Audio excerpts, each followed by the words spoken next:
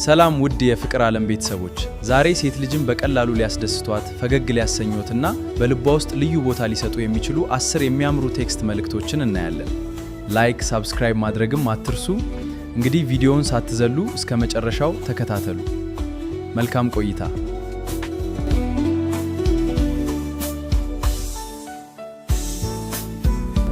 አንደኛ፣ ዛሬ ምንም እንኳን ባልነጋገርሽ ቀኑን ሙሉ በሐሳቤ ውስጥ ነበርሽ።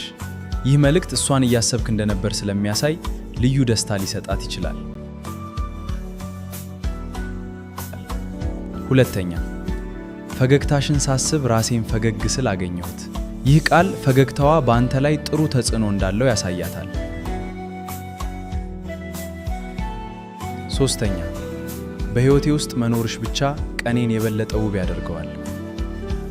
ይህ መልእክት እሷ በሕይወት ውስጥ ያላትን ዋጋ ያሳያል። አራተኛ፣ ዛሬ እንዴት ነሽ? በእውነት ደስተኛ መሆንሽን ማወቅ ፈልጌ ነው።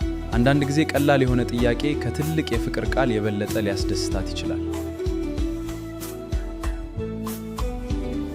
አምስተኛ፣ ምንም እንኳን ቀንሽ ከባድ ቢሆን አንቺ ግን ጠንካራና ድንቅ ሰው መሆንሽን አትርሺ። ይህ መልእክት በችግር ጊዜ ድጋፍና ብርታት ይሰጣታል። ስድስተኛ፣ ሌሎች ሰዎች ውበትሽን ሊያዩ ይችላሉ፣ እኔ ግን ውብ የሆነውን ልብሽን እወዳለሁ። ይህ ቃል ውበቷን ብቻ ሳይሆን ባህሪዋንም እንደምታደንቅ ያሳያታል። ሰባተኛ፣ ዛሬ ለራስሽ ጊዜ ውሰጂ፣ ደስተኛ መሆን ይገባሻል። ይህ መልእክት ስለ ደስታዋ እንደምታስብ ያሳያል። ስምንተኛ፣ ከአንቺ ጋር ማውራት የቀኔ በጣም የምወደው ክፍል ነው።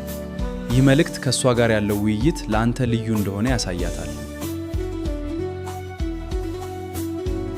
ዘጠነኛ፣ ምንም ቢፈጠር ዛሬም እንደተለመደው ውብና ልዩ ነሽ።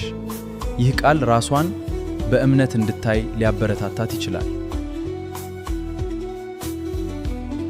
አስረኛ፣ አንቺን ማወቄ ከሕይወቴ ውስጥ ከተሰጡኝ ውብ ስጦታዎች አንዱ ነው። ይህ መልእክት እሷ በሕይወት ውስጥ ልዩና ውድ መሆኗን ያሳያታል። እነዚህ 10 ቴክስት ሴት ልጅን ሊያስደስቷት ይችላሉ፣ ግን ቃላቱ ከልብ ሲሆኑ የበለጠ ዋጋ ይኖራቸዋል። አንድን ሰው ለማስደሰት ትልቅ ነገር አያስፈልግም። በጊዜው የተላከ ቀላልና እውነተኛ መልእክት ቀኑን ሊያሳምርለት ይችላል።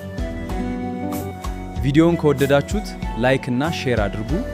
እንዲሁም ለሌላ የፍቅር ይዘቶች የፍቅር ዓለም ቻናልን ሰብስክራይብ ማድረግ አትርሱ።